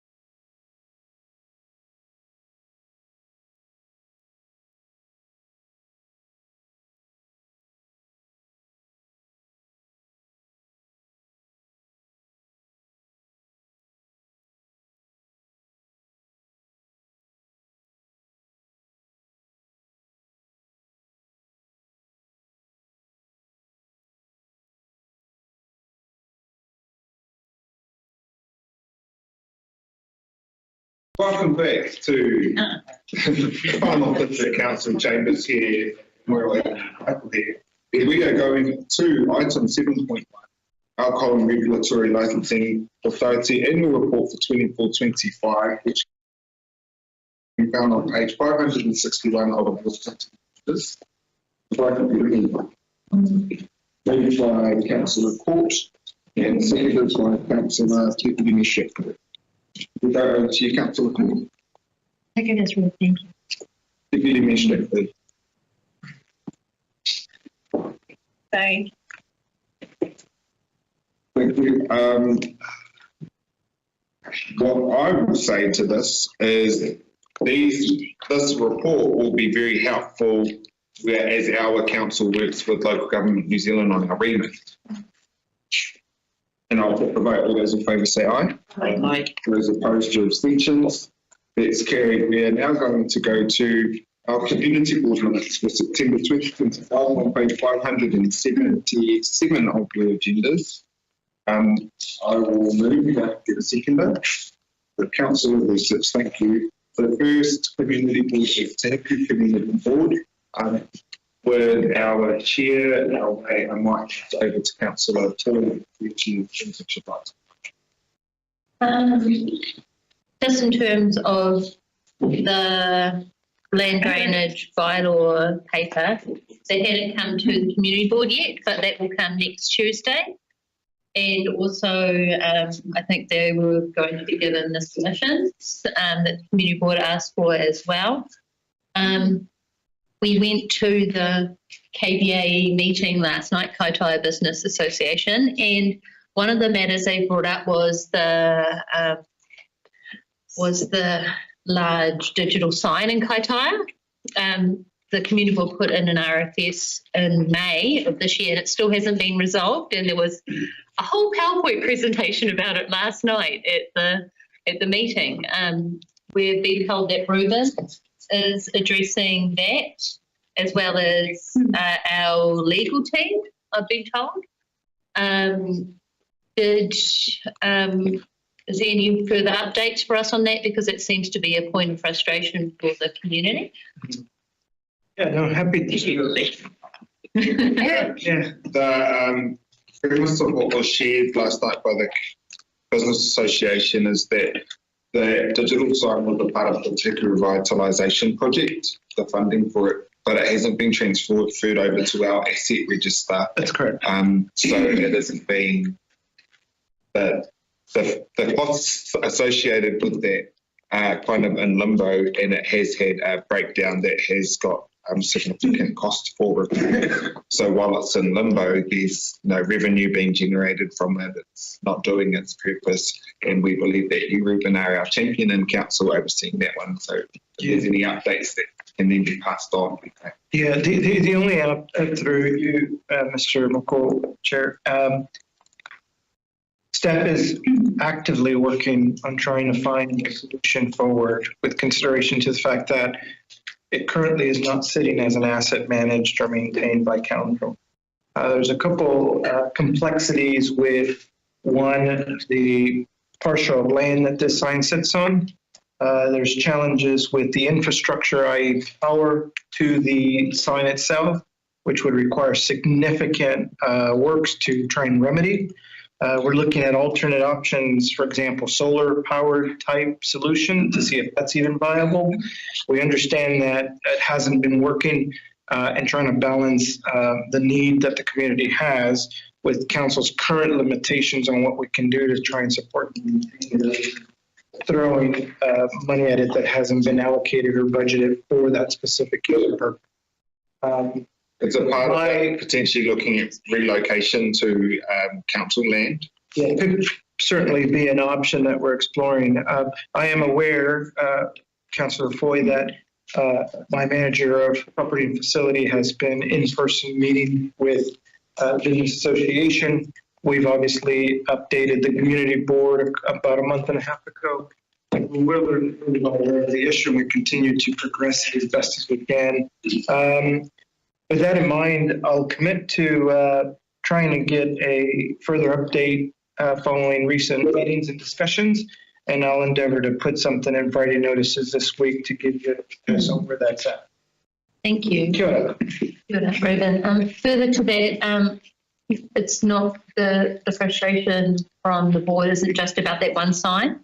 There was a number of spreadsheets done of the handover that was done as part of the Te Revitalisation project that there's been lost in translation between the current operational staff and the prior operational staff about that being brought over into the asset register and also maintained by the new contractor.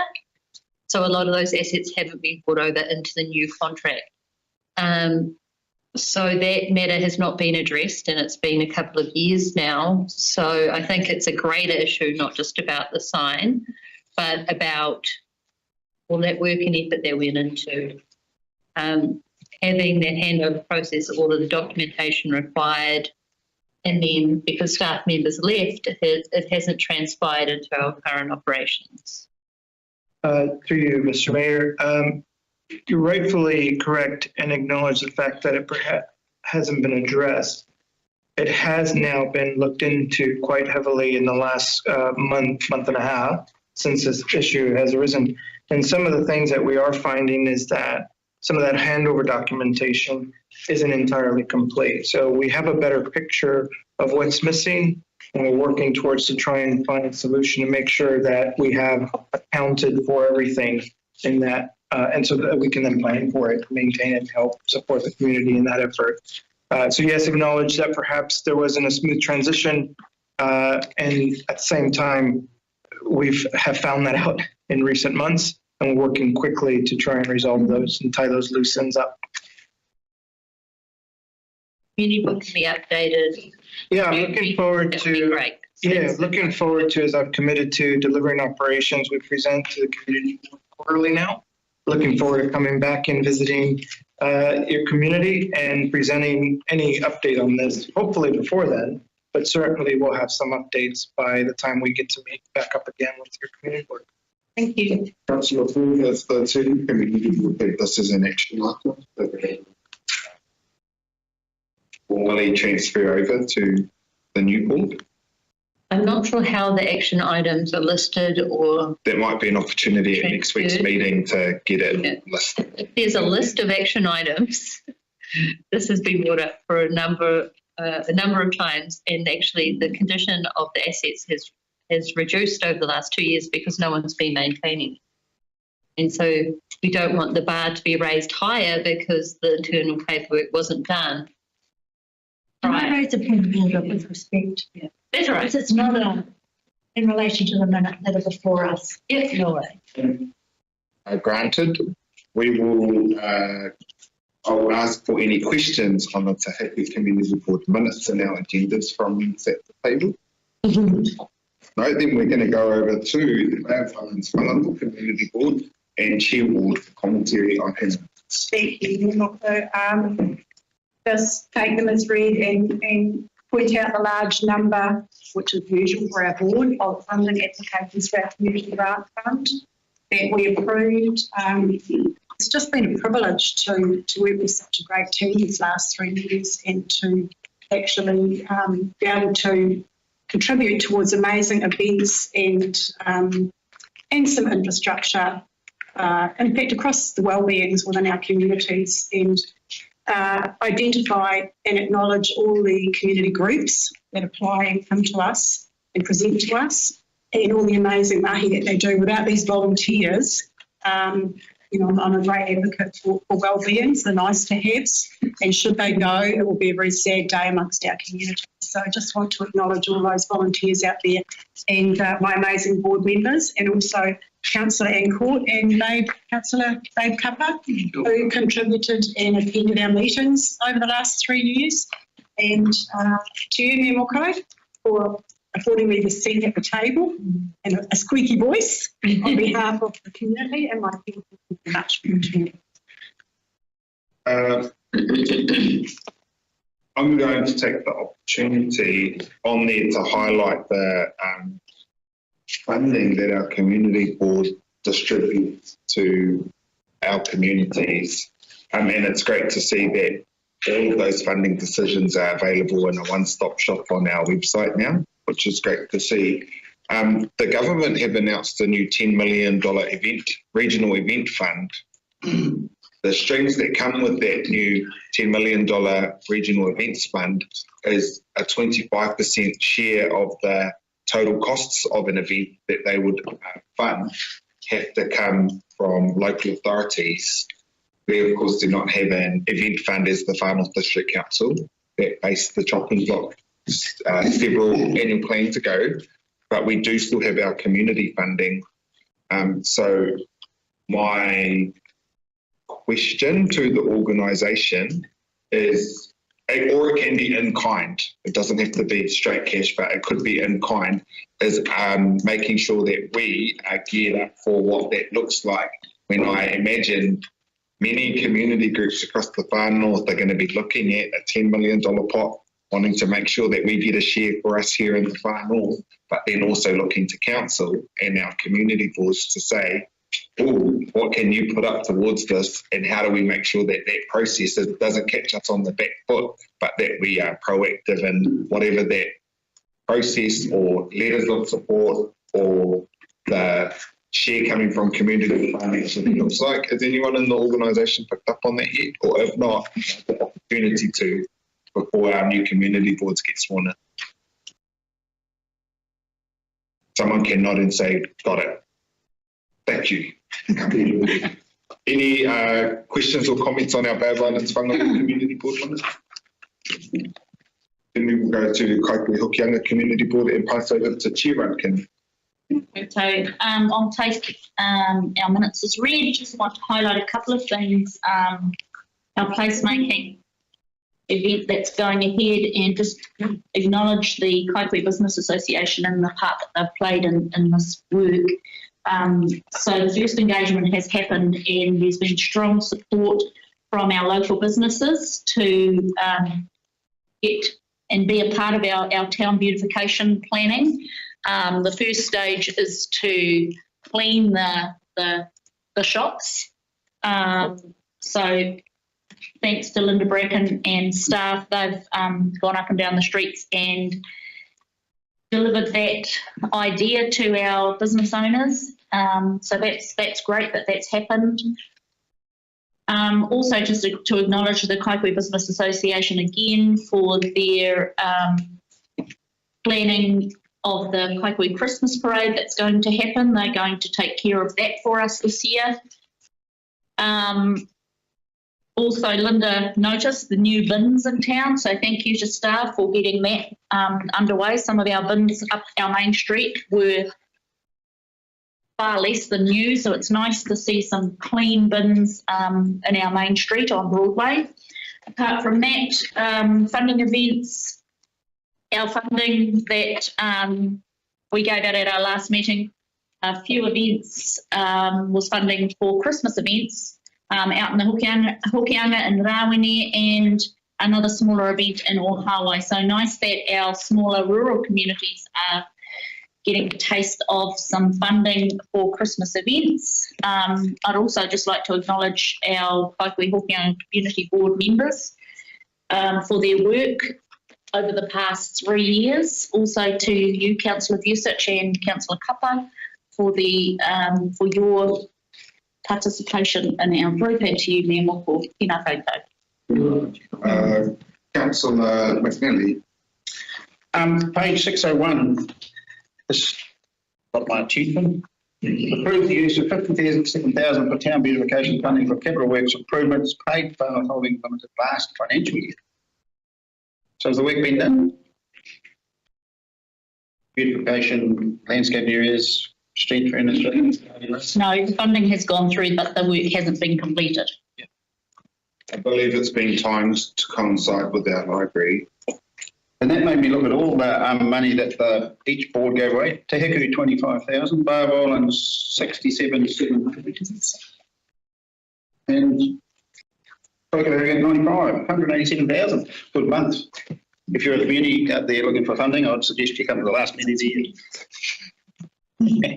Any other comments or questions on our Kaipui Hokianga community? Then I will go to, I'll put the motion. All those in favour say aye. Those opposed or abstentions, that's carried. We're going to item 7.3 on page 603. Committee and joint committee minutes, which I will move. Seconded by Councillor Stratford. Significant number of committee meeting minutes that have come through here from our own committees, and then also Regional Transport Committee and our Civil Defence Emergency Management Group Committee as well. Deputy Stratford. Nothing to say, really. The other members. I'll put the motion. All those in favour say aye. Those opposed to abstentions, that's carried. Then I'll go to page 605, Mayor and Councillor reports. And we are Councillor Research is moving around from myself, called by Councillor Paul, Councillor Malka, Harawira, Councillor Papa, Councillor Research. And then opening my God, Councillor Laki for the resolution. Councillor Research, anything? I'll second. Deputy Mayor Stratford. Oh, no, actually, appreciate staff editing my narrative out that I spent quite a bit of time writing. All right. Sanitised. And it's my Got it on Facebook. yeah. Any other members? I'll put the motion. All those in favour say aye. Aye. Those opposed to abstentions, carried. We're going to go to open resolutions and action points update for September 21 and make 621. If I can get a number. Ended by Councillor Barnage. Welcome, Councillor. I've just noticed you up there. I'll give you a call later on.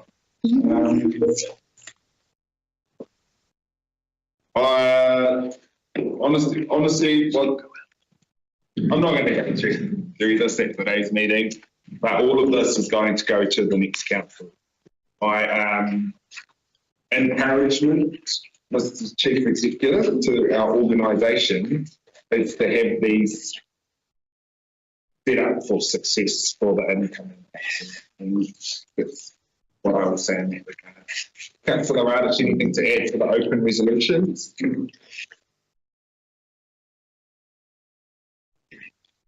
You there, Mayor Moko? Aye. What do you want me to say? Thank you. Thank you. So hurry up and move through this agenda, eh, Councillor Radich? All right. Any other members? Oh, yes. Deputy Mayor Stratford. Thank you. What is the assurance we have that this action sheet will go over to the next council? Okay, guys, thank you. Yeah, just sign that over. All right, I'm going to put the motion. All those in favour say aye. Aye. Those opposed or abstentions, that's carried. I am now going to resolve to exclude the public for the following parts of the meeting. Item 8.1, information of previous public excluded minutes. 8.2, interim arrangements to manage the transport services. 8.3, variations contract for all marketing stormwater upgrades. 8.4, public excluded committee minutes. I'll also include in that resolution and keeping our community board chairs and our council interpreter mic to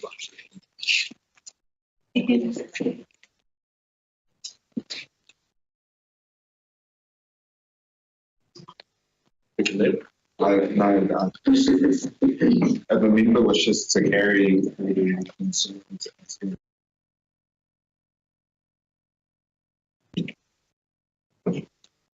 That's been seconded by Councillor Research. Any commentary, Councillor Research? Any other members? And we've got the motion. All those in favour say aye. Those opposed or abstentions? Opposed, Councillor Ford, please. It's carried. And Adrian, if you could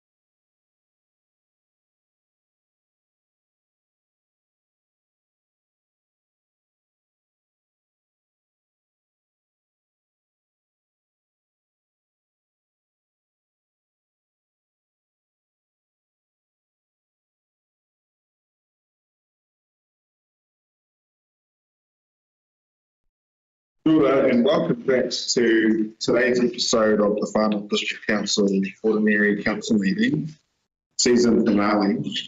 We have in public exclusion considered an item interim arrangements to manage transportation services.